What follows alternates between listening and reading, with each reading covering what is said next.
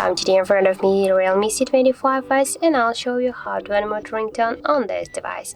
So first you should go into the settings application and then click here on the sounds and vibration.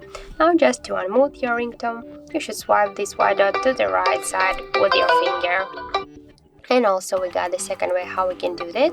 Just first be sure that here in bottom button function you got selected the ringtone bottom, not the media one.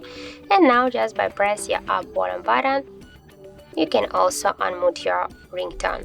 And also we can do it by the third way, just press your up or down volume button and just with your finger here slide this volume panel to the up. So that's it, that's how it looks. Thank you guys for watching, and if you found this video helpful, don't forget to leave a like, comment and to subscribe our channel.